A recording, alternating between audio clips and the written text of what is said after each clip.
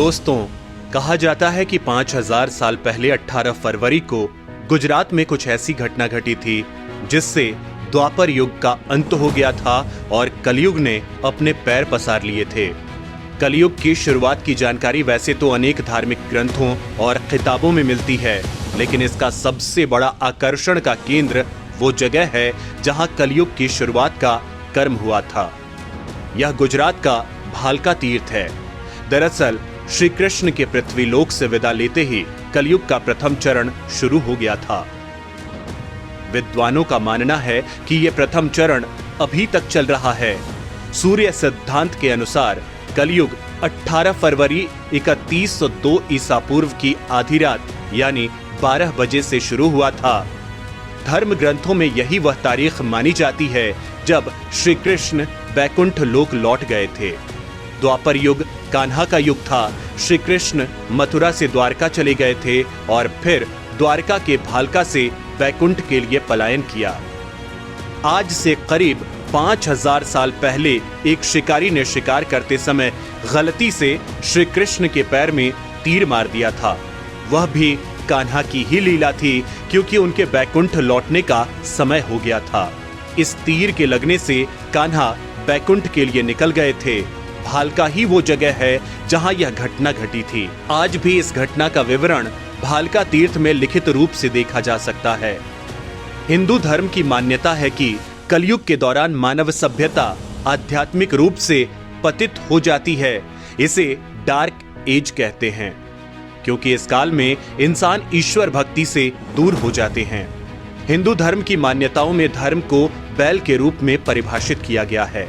इसके अनुसार कलयुग के अंत में नैतिकता स्वर्ण युग के 1/4 तक कम हो जाएगी और तब धर्म रूपी बैल के केवल एक पैर रह जाने की परिकल्पना साकार होगी। इसका मतलब ये हुआ कि जब कलयुग चरम पर होगा तो नैतिकता पूरी तरह खत्म हो चुकी होगी। कुछ ही लोगों में इस मानवीय मूल्य की समझ बाकी रह जाएगी। कलयुग का अंत कब होगा, कैसे होगा, इसकी कोई निश्चित भविष्यवाणी नहीं है, लेकिन ब्रह्म वैवर्त पुराण में कलयुग के अंत का वर्णन किया गया है। उसमें स्पष्ट है कि कलयुग में व्यक्ति की उम्र बहुत कम हो जाएगी। स्त्री और पुरुष दोनों ही रोगी और थोड़ी उम्र वाले हो जाएंगे। 16 साल की उम्र में ही लोगों के बाल पक जाएंगे और वे 20 साल की उम्र में ही बुजुर्ग हो जाएंगे। इसका सीधा मतलब ये होगा कि युवावस्था ही खत्म हो जाएगी। भगवान नारायण ने खुद नारद को बताया है कि कलयुग में एक ऐसा समय आएगा जब सभी पुरुष स्त्रियों के अधीन होकर जीवन व्यतीत करेंगे। पाप का बोलबाला चारों ओर होगा। मनुष्य सात्विक जीवन की जगह तामसी जीवन जीने में विश्वास करेगा। कलयुग के 5000 साल बाद गंगा नदी सूख जाएगी और फिर वैकुंठ धाम लौट जाएगी। जब कलयुग के 10,000 साल हो जाएंगे तब सभी देवी देवता पृथ्वी छोड़कर अपने धाम लौट जाएंगे। इंसान पूजन कर्म, व्रत, उपवास और सभी धार्मिक काम करना बंद कर देंगे। एक समय ऐसा आएगा कि जमीन से अन्न उपजना बंद हो जाएगा और पृथ्वी जलमग्न हो जाएगी। पुराण के जानकार मानते हैं कि जैसे जैसे कलयुग आगे बढ़ेगा वैसे वैसे भारत की गद्दी पर वेद विरोधी लोगों का शासन होने लगेगा। ये ऐसे लोग होंगे जो जनता से झूठ बोलेंगे और अपने कुतर्कों से एक दूसरे की आलोचना करेंगे और जिनका कोई धर्म नहीं होगा। ये सभी विधर्मी होंगे। ये सभी मिलकर भारत को तोड़ेंगे और बाद में भारत को एक अराजक भूमि बनाकर छोड़ देंगे।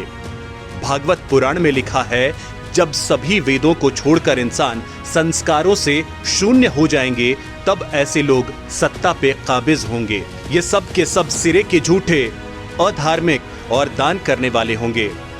दूसरे की स्त्री और धन हथिया लेने में ये हमेशा उत्सुक रहेंगे।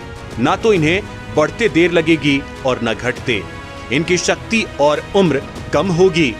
जब ऐसा शासन होगा तो देश की प्रजा में भी वैसा ही स्वभाव, आचरण, भाषण की वृद्धि हो जाएगी। राजा लोग तो उनका शोषण करेंगे ही, आपस में वे भी एक दूसरे को उत्पीड़ित करेंगे और तब सबके सब खत्म हो जाएंगे। तब इसके अंत के लिए भगवान विष्णु अपने 10वें अवतार कल्कि के रूप में एक बार फिर पृथ्वी पर आएंगे और सभी पापियों का संहार करेंगे। पुराणों के अनुसार कलयुग के खत्म होने के साथ बहुत मोटी धारा से लगातार बारिश होगी और पूरी पृथ्वी जलमग्न हो जाएगी। यह प्रलय का समय होगा और सभी जानवरों का खात्मा हो जाएगा। इसके बाद 12 सूर्य एक साथ उदय होंगे, जिसकी वजह से पृथ्वी का पानी फिर तेजी से सूखता चला जाएगा और नए जीवन की पृष्ठभूमि तैयार होगी। ऐसे में सवाल है कि आखिर कलयुग की उम्र अभी कितनी है और कितने सालों बाद यह युग खत्म होगा। पुराण के अनुसार इंसान का एक साल देवताओं के एक अहोरात्र यानी दिन रात के बराबर होता है। इसमें उत्तरायण को दिन और दक्षिणायन को रात कहा जाता है। एक सूर्य संक्रांति से दूसरी संक्रांति की अवधि को सौर मास कहा जाता है। यह मास आमतौर पर 30 या 31 दिन का होता है। ऐसे में 12 सौर मास का एक सौर वर्ष की देवताओं का एक अहोरात्र होता है। ऐसे ही 30 अहोरात्र देवताओं के एक महीने और 12 मास एक दिव्य वर्ष कहलाते हैं। इन्हीं दिव्य वर्षों के आधार पर सभी युगों की अवधि भी निर्धारित है। इस लिहाज से देखें तो माना जाता है कि कलयुग के शुरू हुए अभी करीब 6000 साल ही हुए हैं। ऐसे में कलयुग के करीब 4 लाख सालों की अवधि को देखते हुए कहा जा सकता है कि इसके खत्म होने में अभी काफी समय है।